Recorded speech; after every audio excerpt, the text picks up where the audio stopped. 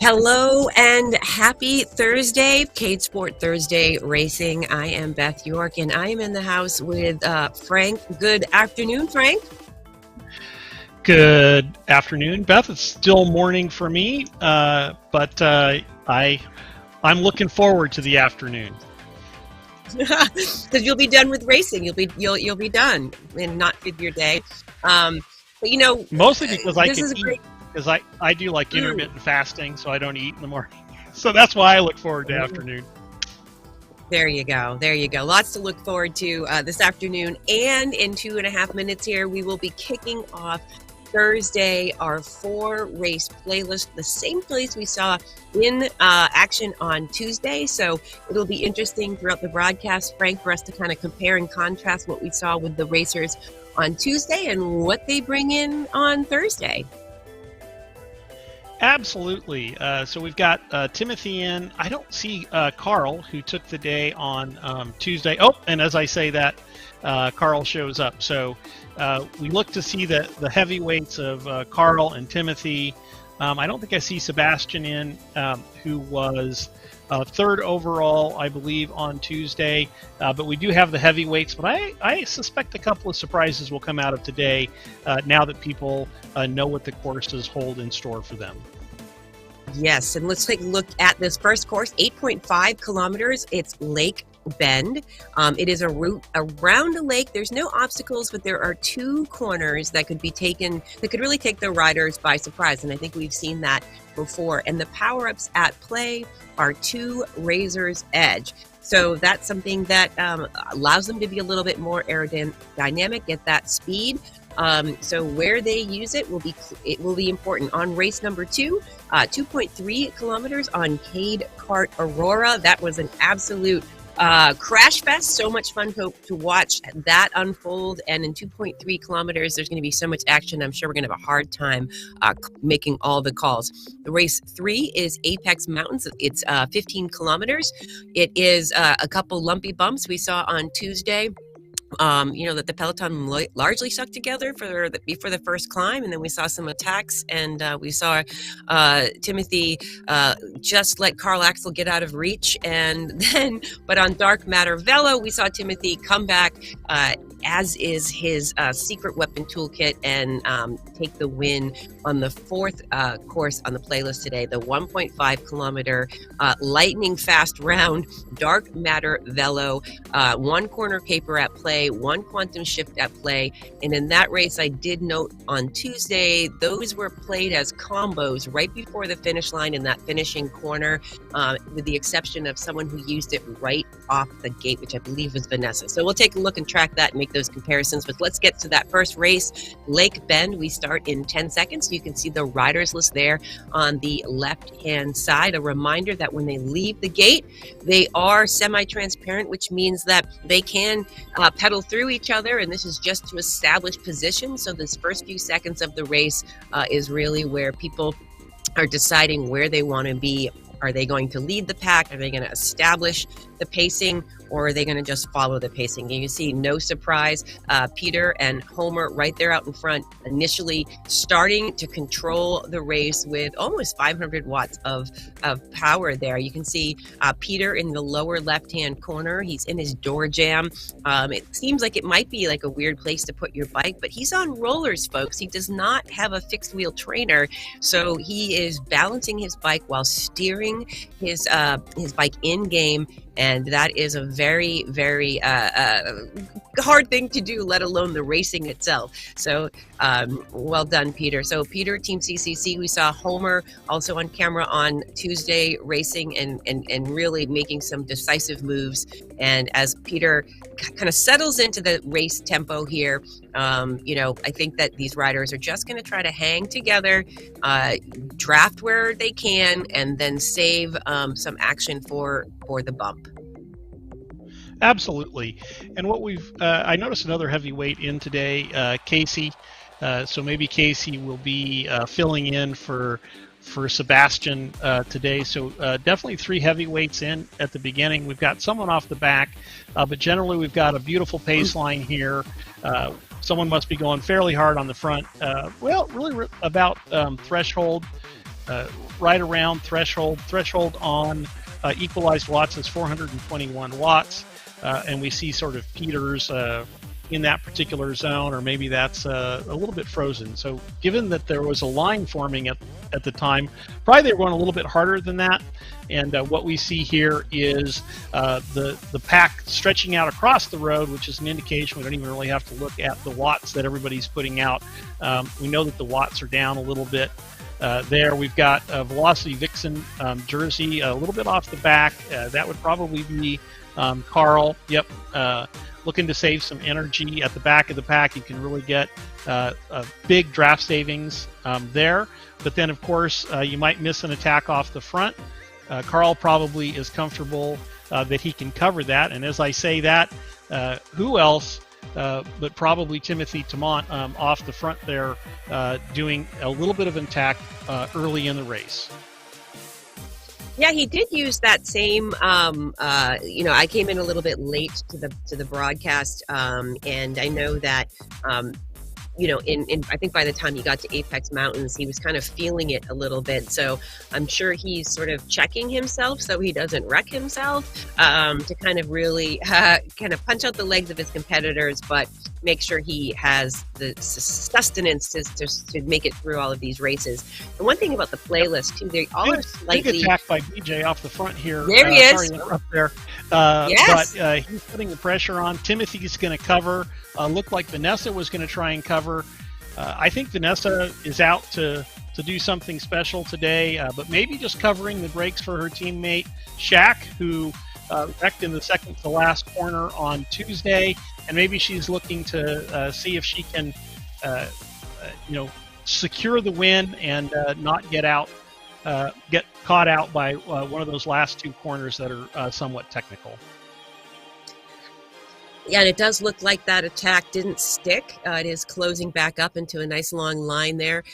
You can see Timothy on the front there, and I'm looking at the relative heart rates there between the racers, and they're all up over 170, so they're all working pretty hard, so that you know that the effort is pretty well matched, and nobody is sort of hurting more than another, so to speak. They're all sort of kind of hurting equally. I don't know if it's a term for pain. It is nice to see Casey. It's called suffering, and Yeah, Yeah, I never really say pain, although it's certainly that you'll start to feel in your legs. But good cyclists just know how to suffer, and we'll certainly see a bit of that. We see Martin coming to the front here, testing his legs, putting in some big attacks, but he's closely followed by Casey, and then Casey moves to the other side of the road. Of course, you can steer in Cade Sport, and maybe he's looking to get some of the other heavyweights to follow him, or maybe he's just looking to set up for this corner and sort of go to the back and get a big draft. And great drafting dynamics here. One of the things that Cade Sport excels at is the drafting dynamics.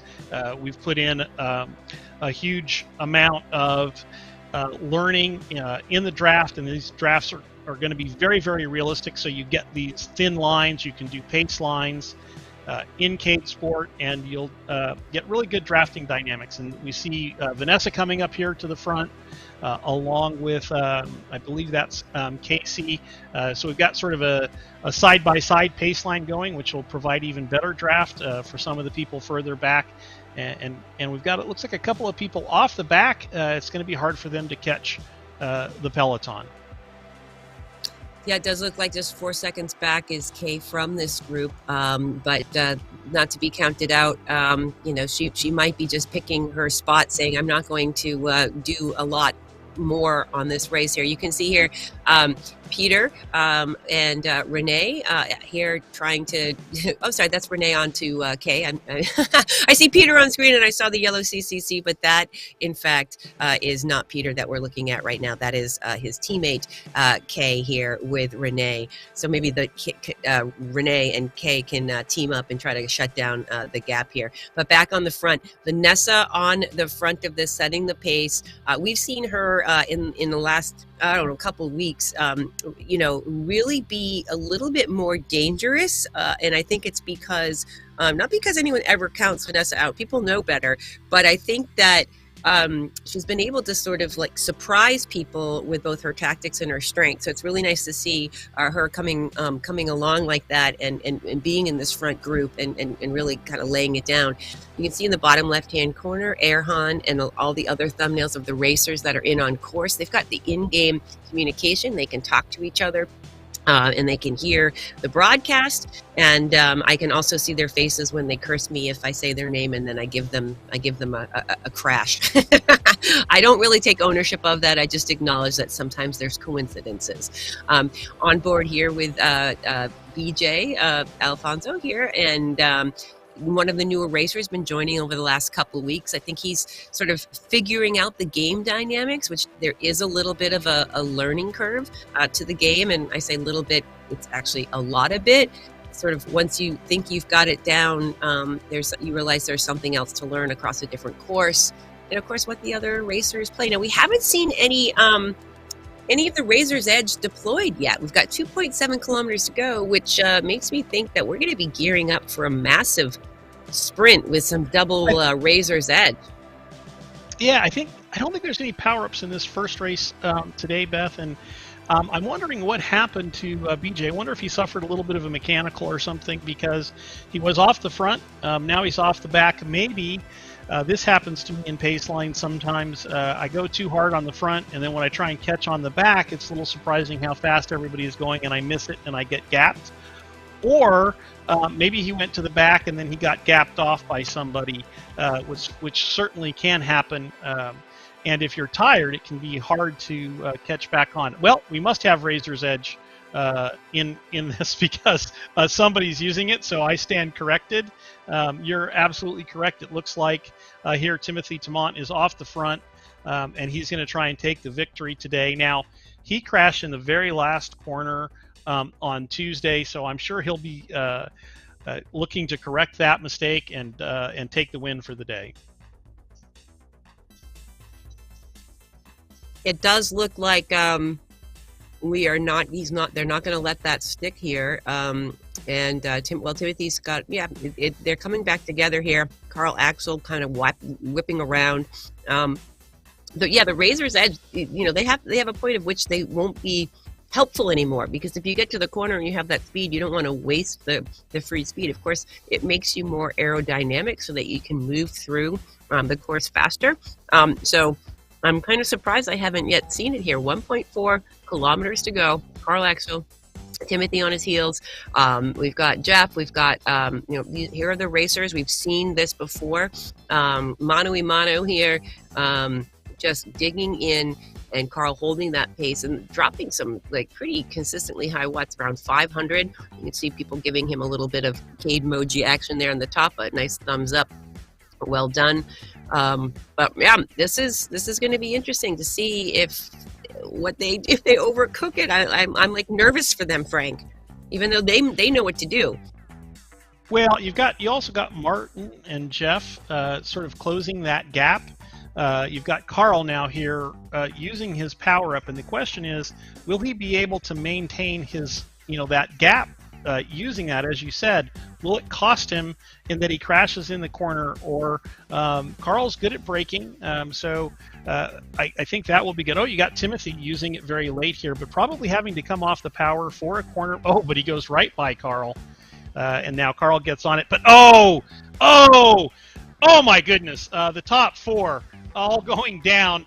Nobody else, it looked like they were close enough. Oh, Peter was close enough, but he bumps into the back of Timothy, and now it'll be a sprint. But the question is, easy on this corner. You got to get through the corner before you go hard on the power, and it looks like they've got it down. Very, very close. Big sprint coming here, and oh my gosh, that's too close to call. My guess is probably Timothy crosses first, but boy, it's got to be by hundredths of a second, I would imagine.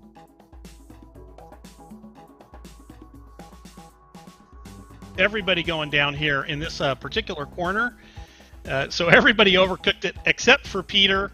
Now, Timothy got back right up, back on the power. Casey, wonder what happened to Casey there as well. Surprised that he's a little bit further back. Maybe he went down as well.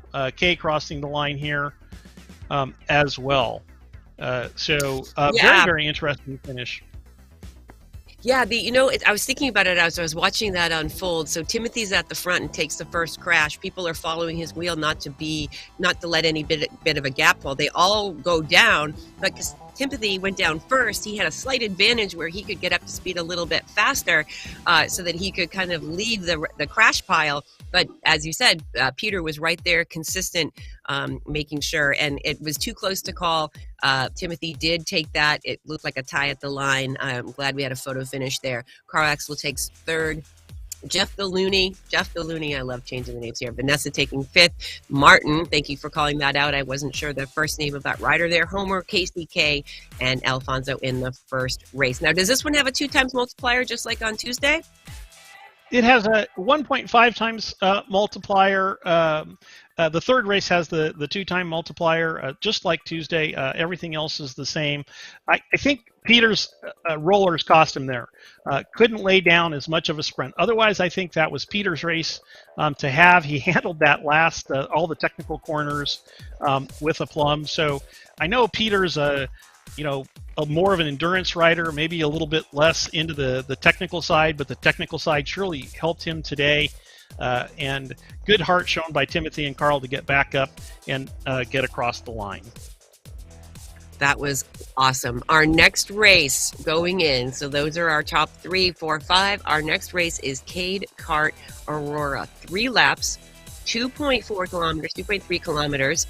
There's one quarter caper and 1 quantum shift in play here. There's no obstacles on this course, but there are a lot of tight turns and distractions. And you can see there's a couple little punchy up bumps, and then one towards the end of the lap there. So these racers are this is one of the things, we talk a lot about corners, Frank, but I do also feel like when you do have a little down and up and you're applying that power, and if you don't know where the course is, you apply the power to kind of keep that speed going up the hill, and then you hit a corner. So it's definitely a tempo thing in using those little bumps and knowing where those corners are.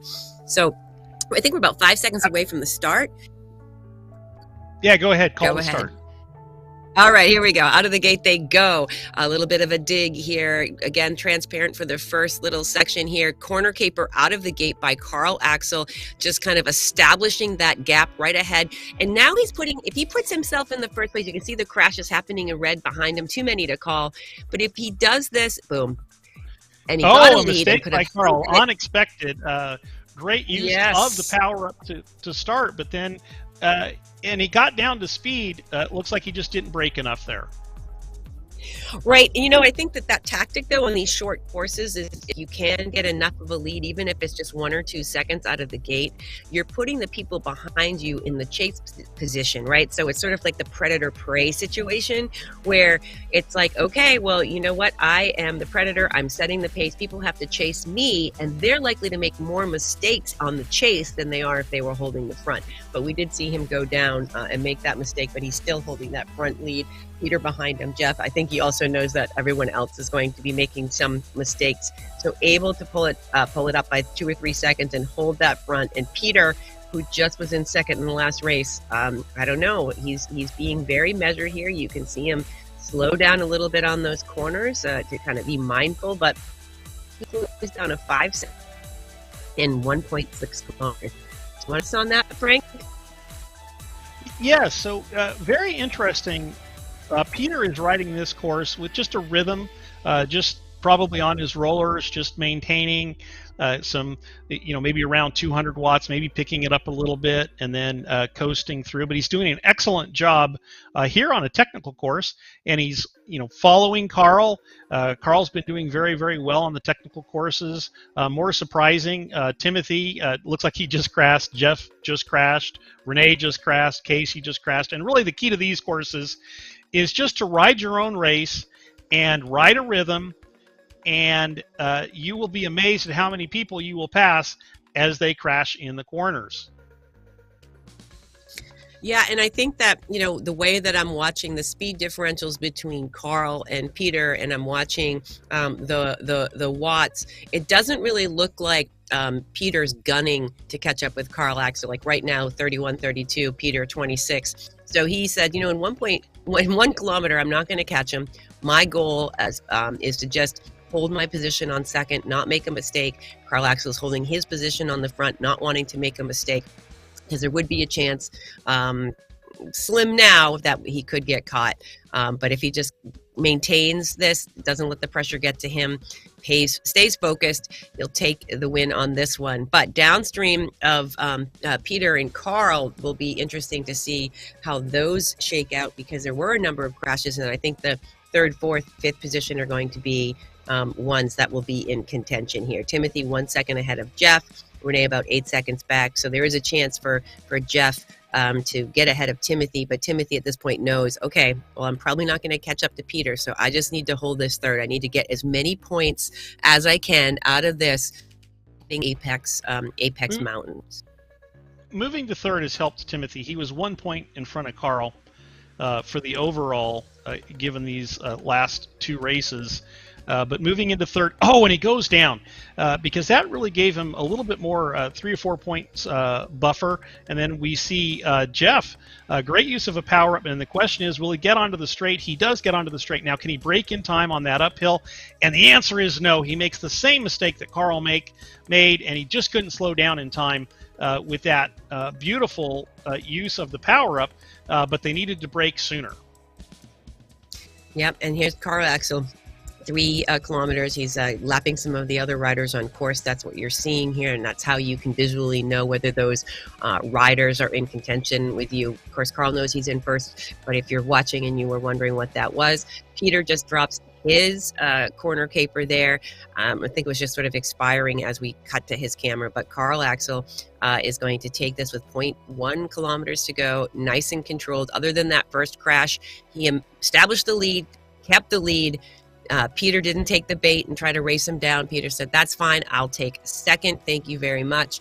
And then we'll see if it does look like Timothy and Jeff are, Jeff just goes down. Timothy might have a chance to seal third here. We're on board with Peter, who's going to be coming across the line in a second here. But with Timothy and Jeff just 2 seconds offset of each other, it'll be interesting to see who takes the third spot. Here we are on board. Peter comes across the line. He's done. Timothy, I don't see Jeff causing him any stress at the moment. And if I look at the power, it does look like Jeff is maybe trying to catch it and close with 1 second left.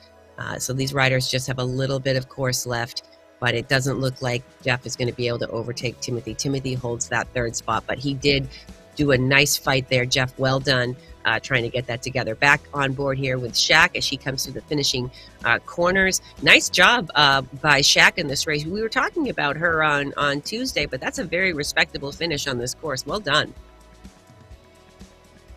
Absolutely, well done by Shaq to come in 5th there.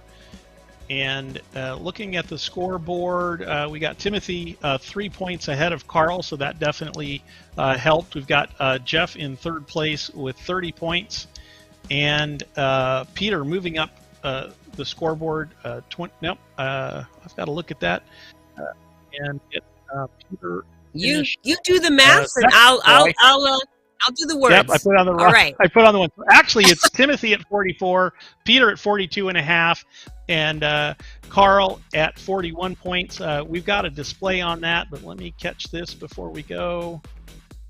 Peter. All right. Well, this is the results of this first race here. While he carries the 1 and divides by pi, we are going to be going with those very tight point spreads: 42, 41.5, and 41 on the top 3 spots. Moving into Apex Mountain, a longer course. It will be interesting to see how those racers play that. Now, this is a game, and this is coming into the 3rd race here. There's our scoreboard, Frank. All right, so let's take a look at that. Timothy 42, Peter 42.5, and Carl Axel 41. So 3-point differential between 1 and 3, and then a little bit of a gap down to Jeff. So this race will test their legs, their focus, and I think we might see some more traditional race tactics because there aren't any power-ups and there's not a lot of sharp turns, so it's going to be legs, it's going to be drafting, it's going to be lane positioning, and it's going to be just to see if these racers mount any attacks. I'm kind of interested to see. We've got some team members out there. We saw Homer K and Peter of Team CCC, so I think that it'd be great to see some team tactics from them to see what they can bring. We've got Vanessa and Shaq that can team up. I'm interested to see if they work together, but I do think we're going to just see a group out of the gate here. They're getting their position in, establishing the position that they want to be in, and also the pacing, right? So are you a leader or are you a follower out the gate? Are you going to match what people are doing in front of you, or are you going to be a part of establishing that? So we've got Ollie here on the front, 500 equalized watts. He's laying down a pretty swift pace. He's seeing if Shaq will take the bait and come. It does look like Shaq is definitely giving some effort there. Here we are on board, very focused. You can see that he is, I think, just racing something. Ollie looking good there. And the rest of the pack is going to be closing in on him there. You can see that gap. You can look over his shoulder, and he knows for 15 kilometers he's probably not going to be able to hold off that entire train, but he is going to make them work a little bit. He might be thinking at the moment, because I think Ollie's new to the platform, so equalization is just sort of figuring out. Ollie, it's going to do it in real time. What Ollie's probably going to see is he's probably going to see less power over the course of this race as time goes on, as the system understands that he's able to put out more power. What you'll see from the pack is they'll stay close.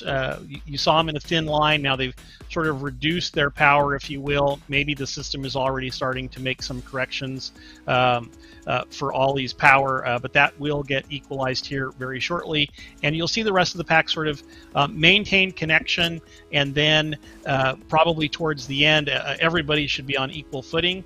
In the meantime, the pack has the advantage of the pack.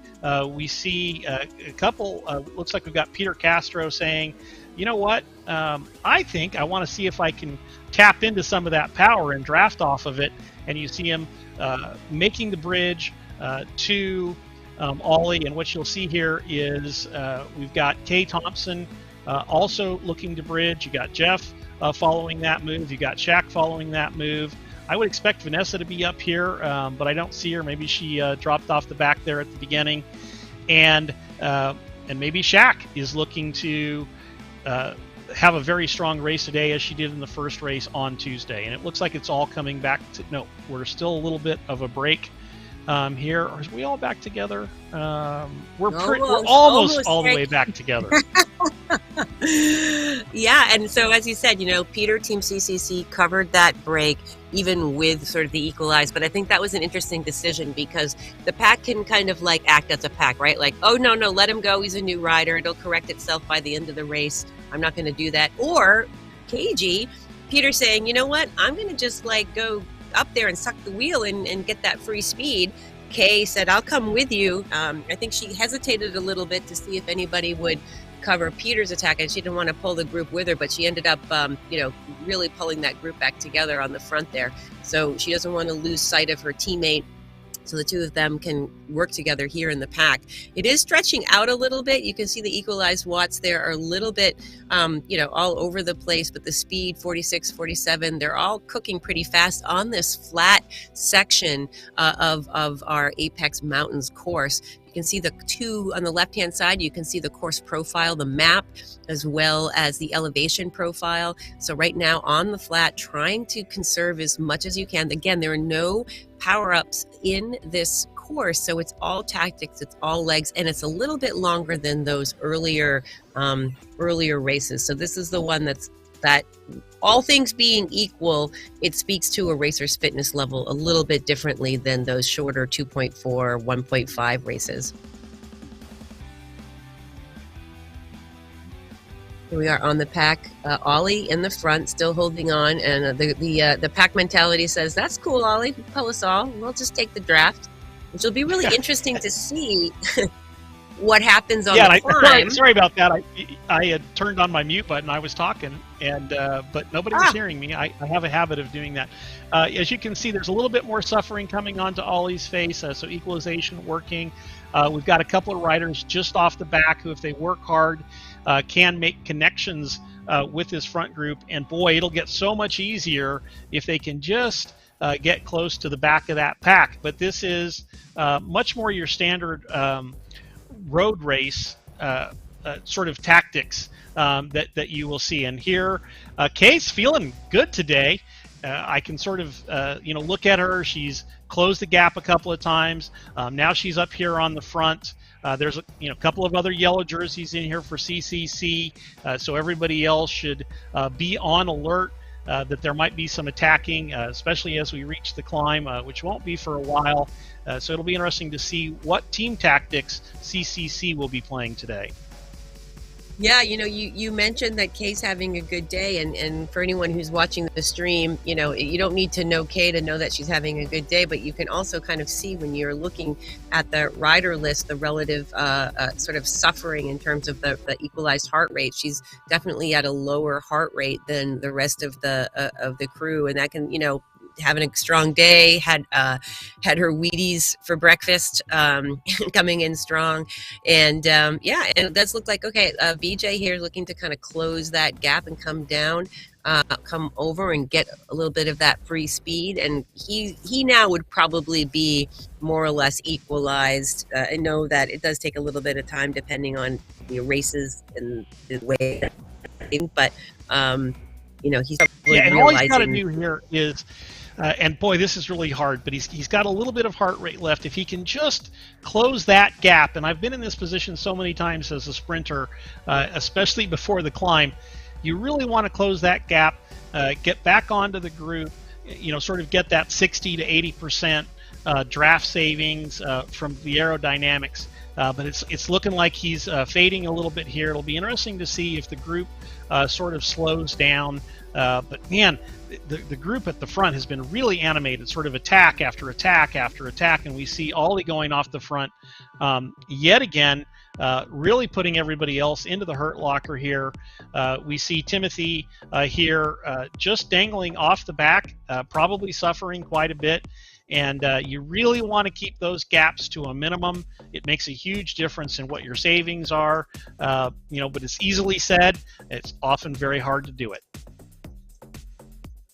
Yes, I agree. And too, as we get closer to the hill, those little punches, I call them little punches to the legs, the little attacks that people are giving you, just you know the fatigue builds throughout the race. And then if you get to the climb and you're in the front position, you're slowing down, so the people in the back, if they're not, if they have an opportunity to close the gap if they keep the speed up on the flat. But if the racer in the front has a gap on you and they crest the hill and come down the other side, it's going to be awfully hard. So if it's the time to close the gap is the flat to the climb, not try to chase down and close it on the climb, because you're likely not going to make it happen. That said, these racers surprise me all the time, Frank. And I'm happy to eat my words. So, but Well, if on Ollie the keeps road, up, I go agree ahead. wholeheartedly with that. And on the road, what we see now is Peter is the overall leader on the road at 76.5 points, Carl in second at 61, and Timothy at 58. So Peter's got quite a separation here. Now you see Carl says, wait a minute, that's not going to go down that way. But it'll be interesting to see if CCC can use some team tactics now to vault Peter to the front in this double points race, to see if they can set him up to take it easy on DMV to secure the win for the day.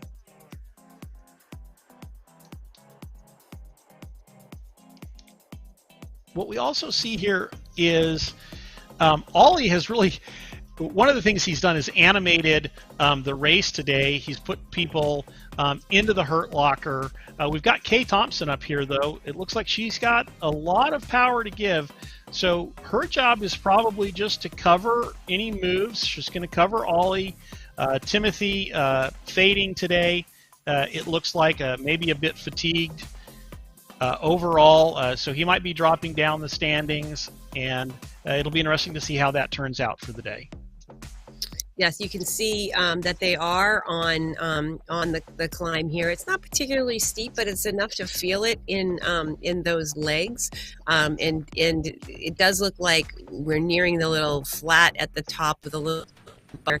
So the pack is not letting Ollie open up any of a gap, and as you said, Kay is making sure she covers for her teammate Peter, who has that ability for the win. On this one is a 2 times multiplier, is what I heard you say. So it can really upset, shake up the. This is an expensive one too. You want all the points. You want to get as many points as you can. And one thing that we haven't really been talking about is Carl Axel, because Carl Axel here with the wins in his back pocket, just hanging on to the back. He hasn't really came to the front. He hasn't done a lot of work. And, we're used to calling his name. And I say that, Carl, I know you're working. Trust me. I know you're working, Carl Axel. But he's hanging in the pack and conserving. So he's going to have some legs at the end. He did win those first 2 races. And so he's not disappearing. I think he's just letting, and maybe giving Peter a false sense of security here.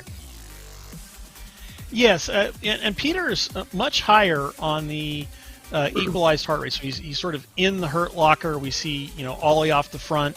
We don't see Ollie's heart rate here. Probably a pairing issue, because I did see that he was wearing a heart rate monitor. I think he might have had a little of technical, early on. I'm hearing we had some network issues on our servers at AWS, so that might have been the cause of that. But the with some malformed packets, or maybe a little bit of an attack going on there. But we see Jeff here saying, you know what, I'm in the hurt locker. But for those of us who have known Jeff for a long time, Jeff does like 24-hour rides. So Jeff's like, I can be in the hurt locker for a very, very long time. And it looks like he's going to try and break this race up a little bit more. Ollie is covering, Carl is covering, and as you would expect, Peter is covering. So very, very interesting here. A little bit of a gap between Carl and who's that in second position? That's Ollie, right? We got Jeff off the front, similar jerseys. It'll be interesting to see if Carl sort of lets that gap open up or if he's going to close it down. Yeah, and I think that, Kay did do her work for Peter. and maybe she's going to try to get some points so she can help him. I don't know if she's going to like close that down to this front group. If you look at the top four and riders interesting, here, you see Jeff here saying, you know what, pace line dynamics work in K Esports, so I'm going to get off the front, maybe go to the back, but maybe he wants to keep Kay out of the mix, which would make sense, right? Because otherwise you have solo riders here. But if Kay makes the bridge back, Kay can definitely provide a lot of help to Peter in the late moments of this race. Yeah, you can see her heart rate coming back up a little bit higher, but still lower than the rest of the group for the amount of it she's working here. And as I was calling out, not to be counted out because we didn't talk about him for the first half of the race because he was just hiding in the back, biding his time. Carl Axel back out on front here at a really smart time as they come down the hill.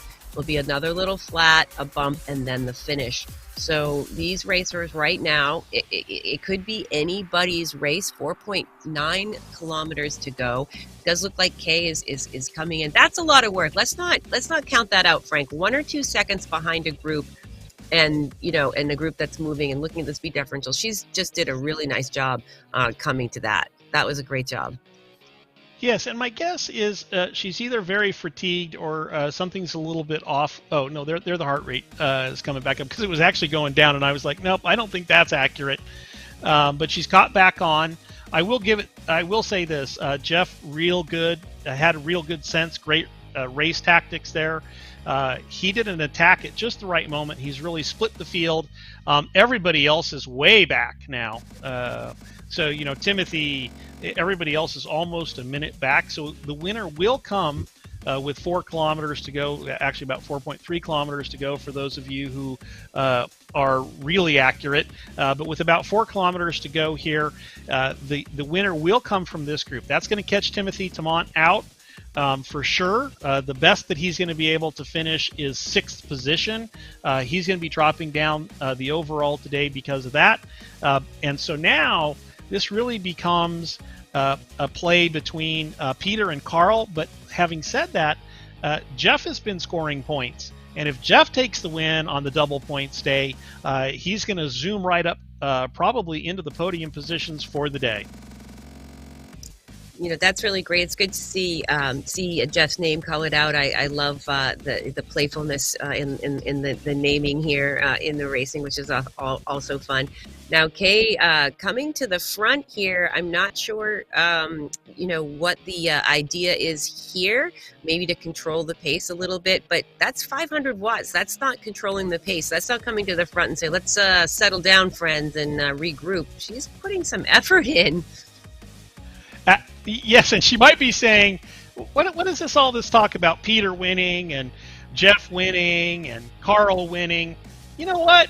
I think I'm going to go for the win today. And right now, I'm going to put some people into the hurt locker. And you see, there's a little separation here. Now, normally, I would say the rubber band is happening, but Carl does this quite a bit. I think he tries to optimize exactly what the draft is. What a lot of people do is they pedal a little bit too hard, and so they're burning energy, bumping into the back wheel. And Carl's like, no, I've got this down. And so every now and then, I'll fade a little bit because I'm really optimizing where I am in the draft. And he's a strong enough rider that doesn't bother him. Mentally, the reason other people don't do that is because mentally they can't take it. If that separation comes and they have to do a little bit bigger effort to catch back on, or there's an attack, it bothers them mentally. But Carl's like, that doesn't bother me. I'm right in the zone. I know I can get it back. And so the rest of the time, instead of being a little bit anxious, I'm saving lots of watts. 2.5 kilometers here to go. So we're really getting into the meat of the matter now. Yeah, look at that beautiful pace line as the sun is setting behind them, just very much in sync. And I think that this is displaying the rider's actual skill, as you said, because they could let a little bit of gaps go down. You can see gaps come between the wheels, and when you're outside, there are some wheels you're more comfortable to get closer to than others. But in the game here, they're really moderating their effort and really trying to make sure that they maximize the draft and stay in that stretched out line here. 46 kilometers per hour here on the front, and 2 kilometers to go. You can see on the course profile there, they've got that little bump, and then they're going to have a little downhill to the finish here. As we close in on the final kilometer, just to give you a sense, if Jeff wins the double points race, he will catapult himself into second position, and that's assuming Peter finishes second. So if Peter doesn't finish second and goes a little bit down below, and finishes in third, and Jeff finishes in fourth, Peter will only be a half point in front of Jeff. Now, hopefully, Jeff, I've given you enough motivation. You probably didn't need any, but hopefully I've given you enough motivation to seek that line, get the sprint right, because it looks like this is setting up as a sprint. Now, will somebody go from distance? Maybe Kay will go from distance. Carl's hanging out here at the back. Whenever I see a strong rider hanging out on the back, it makes the hair on the back of my neck stand up, because I'm just waiting for that moment that person is going to come by super fast, do a sprint out of the back and catch me off guard, have a big speed differential, and then be able to hold it to the line. And Carl is definitely one of those riders that could hold it to the line. And Peter's probably got to do something like that because he's on rollers, right? So probably advantage Jeff or Carl here because of the rollers, unless Peter goes from pretty far out. But at this point, we're into the sprint zone because we're less than a kilometer to go. Probably about the furthest you can sprint is about 7 kilometers. It's hard to hold that. Most people will go with like 300 or 400 meters to go. Axel dropping the power, 900,000. There he goes. Yep, absolutely. So, not a surprise here. We're seeing Ollie respond. We're seeing, you know what? Peter says, I might be on rollers, but I'm going to hold 1,000 watts to the line. Carl's fading a little bit here. 400 meters to go, 300 meters to go. It's going to be interesting here at the line. 1, 2, 3, Carl, Ollie, and Peter. It looks like right now, Ollie coming across, laying down the power. Look at the control there on Peter's face here. Ollie's going to take that first spot. Carl is going to take the second spot. And Peter, whoa, where's Peter? Oh, okay, he just pulled aside and did Kay take some points there from Peter? I don't think so, but we'll see the results when they pop up. Great sprint by Ollie, probably aided a little bit by equalization there, but I'm sure Ollie's stoked for the win. He did a great job in the race today. Probably will find the next sprint a little bit harder now that we know how he can sprint. Carl doing very, very well. Ollie, I think because of the technical, he'll jump right up the standings because of the double points. But Carl sort of locking in a lot more points. I think Peter was in third. And that will make the top of the leaderboard still tight with Carl at like 75, Peter Castro at like 70 and a half. Here we go. But you'd have get a to sprint give here between Timothy and BJ. BJ comes around Timothy. Sorry to cut you off there. I just saw that coming, but he stops pedaling a little too soon. Having Timothy, the two of them in the last kilometer while you were talking, Frank, were up over 500 equalized watts, 191 on the heart rate, and they were just having a gentleman's duking it out there. Sorry to cut you off, but I was like, wait a minute, what's going on? No. I always get wrapped up in thinking about the next race and not calling the current race. That's why I'm a second stringer, Beth, and just filling in for some other people.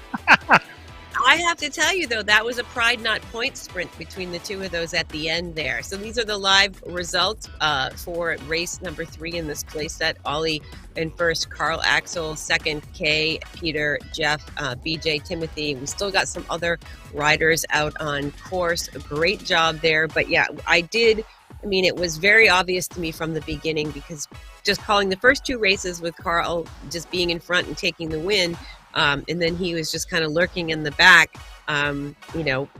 He didn't surprise me or probably anyone else, but they probably were doing their own race and letting him knowing what he was going to do. You can see that Shaq's come across in Casey. Casey's, I haven't seen his name recently in recent weeks, but I know that Casey has a long history with Cade Sport and World Cup racing here. Nice to see his name back in the mix here. Vanessa there coming in after that on race 3, Apex Mountains. This was the longest of the course with a 2-time multiplier. We had Lake Bend to start us off. We had Cade Cart in second on the playlist and Apex Mountains. Now we're getting ready for our 4th race in the playlist. There will be 2 power-ups in play, and it'll be interesting to see. Now, is there a multiplier on this one, Frank, the next race? 1, so it's not really a multiplier. Okay, not a multiplier. All right, there you go. Carl Axel 75, Peter 66.5, and Timothy 58. So despite that that race in a position that he's not likely in, here we are. We're going already into the other race. We'll see how those points stack up. Casey, we're just talking about his name there. He did do that deployment that we saw on Tuesday and had the same result. You should have studied the tape. That's exactly what Vanessa did last week. Was came out of the gate using the corner caper and just overcooked it on that first corner. We talked a little bit about this race on Tuesday, Frank, where there's a couple different philosophies. There's one, kick it hard on the straights and then kind of slow it down for the corners. And here Timothy's using his corner caper, the one corner caper that he has to get out in front and maybe sort of establish the lead position as our predator and let all the prey, get chased here. But he did get 4 seconds on Carl Axel, and that's his approach. He works hard. Let's see if he does it. He works hard. There you go. 700 watts, 500 watts on the straightaway, and then backs it down before he gets to the corner. Where Carl Axel just seems to be... Oh, no. Go ahead. Yep. Sorry about that. Yeah, he's very good at braking. So that allows Timothy to go hard, brake, get off the brake, not over brake.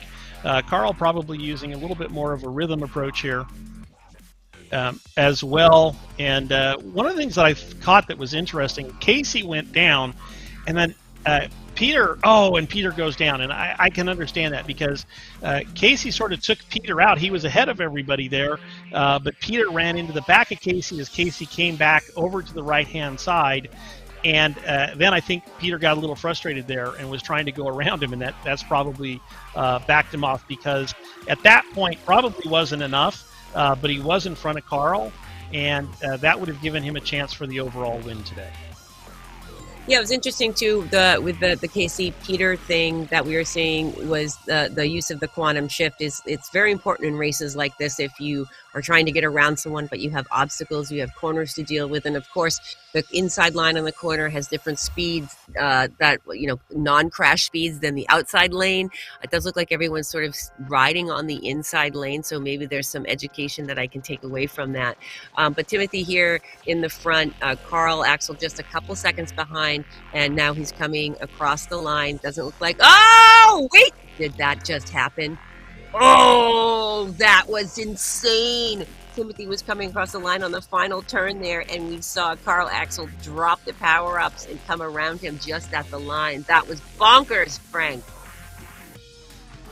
That was bonkers, and Timothy might not be aware of this, but on the road, only a half a point separated him and Peter, and Peter was ahead, but it looked like if Peter had any issues, Timothy was going to take second for the overall. But that Carl passing Timothy certainly has locked, I believe, second position. We'll see as we get the results for the final race. But it looks like Carl will be first and Peter will be second for the race today. So we'll try and get that out here quickly. Yeah, and look at that. This is race 4, and if you look at the difference, Carl Axel 231.398, Timothy 231.900. Like, that is the absolute crazy bonkers thing that happened, and the only reason why I could have called that live was that it was just clear at the very end when I saw that come around, just the camera angle. So Carl came and surprised. And I was just about to say before he did that, but it does look like Timothy. No, it's going to be Carl Axel. Some brilliant racing from Carl Axel today. Super proud to see that effort out there. Casey does come in third on this one. He was very strategic with using his quantum shift to kind of get past Peter, not letting him slow him down or block him in the lane when you have those obstacles. So, and then we've got Jeff in fifth, Shaq, and on down the line. And for the day, here are our live results standings. 95 points for Carl Axel in first place. Peter 78.5 and Timothy 75. Jeff, Ollie, Kay, BJ, Shaq, Vanessa, and Casey through 10 positions there. So, we started after race one. The difference between position 1 and position 3 was a 3-pointer. We had 44 and 41 between first place and third place. But through the course of this play set, Carl stretched that out to be a 20-point spread between first and third, and Timothy able to hang on to that podium position, but maybe just got bumped down a little bit by that points grab at the end. So he probably would have, and that's what you were saying, he would have beat Peter. He would have came in second if Carl actually didn't overtake him at the line. I think if Peter had held fourth position, they would have been separated by half a point, but I think Peter still would have had it. Because of the multipliers, I think the endurance races here gave Peter enough points on the day, but it would have been very close if Peter had gone down again and moved into fifth position behind Jeff. But Peter did very, very well today on the technical side, very well on the endurance side. Obviously, Carl killed it today. Carl is showing us both tremendous technical skill as well as the endurance. He's got both benefits, and he's going to be tough to beat as the weeks progress.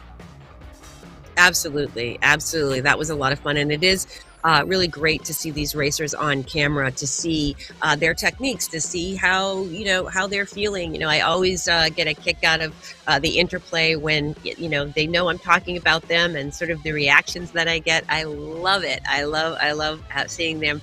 And Peter was all business today. Peter was in command. Carl Axel, he's just like a statistician. Like, he knows what his heart rate does. He knows the watts he can do. Not, it's one thing to know what your threshold is. It's one thing to know like what you can hold for 2 minutes. It's one thing to know how many matches you can burn, but he has this tuning with his body that is very scientific. So he's very strategic, and I think even on a bad day, he can have a good day just because he's so scientific about his physiological self. So it's really interesting to see. And I will always give a ×2 multiplier for anyone who's going to race Cadesport on rollers. So just saying. Anyway, thanks everyone for all of the great racing. Anything to add, Frank, before we coast off until the sunset and you get to eat a sandwich? I'd love to ask a couple of the writers questions. It's a feature that we have coming where we'll talk to the writers directly from the stream, because I'd like to know if Timothy was a little fatigued today, what his thinking was. I'd love to get some of Ollie's impressions from his ride today. Jeff looked very strong today.